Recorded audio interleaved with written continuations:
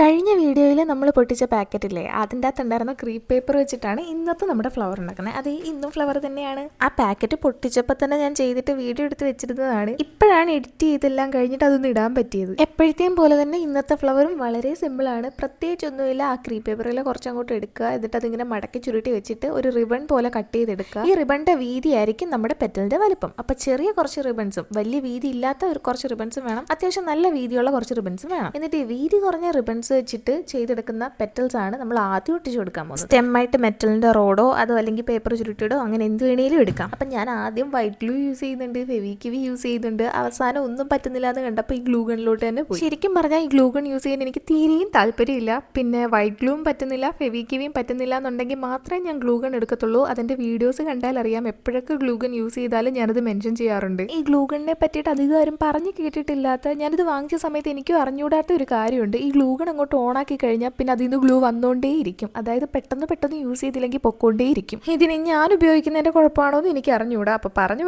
നമ്മുടെ ഫ്ലവർ ഇവിടെ റെഡി ആയിട്ടുണ്ട്. സംഭവം ഈ ക്രീപ്പ് പേപ്പർ വെച്ചിട്ട് നോർമൽ പെറ്റൽസ് വരച്ചിട്ട് അതിന് തുമ്പൊന്ന് വിടർത്തി കൊടുത്താലേ നല്ല അടിപൊളിയായിരിക്കും. സത്യം പറഞ്ഞാൽ ഇതും ഒരു പരീക്ഷണമായിരുന്നു. ആദ്യമായിട്ട് ഉണ്ടാക്കുന്ന കാരണം എനിക്ക് തന്നെ ഒരു ഐഡിയ ഉണ്ടായിരുന്നില്ല. പിന്നെ ക്ലിയർ ആയിട്ട് കാണാൻ വേണ്ടിയിട്ടാണ് ഞാനിങ്ങനെ വെട്ടം കുറച്ചത്. സോ ഇഷ്ടപ്പെട്ടാൽ ലൈക്ക് ചെയ്യുക, കമന്റ് ചെയ്യുക, ചാനൽ സബ്സ്ക്രൈബ് ചെയ്യുക.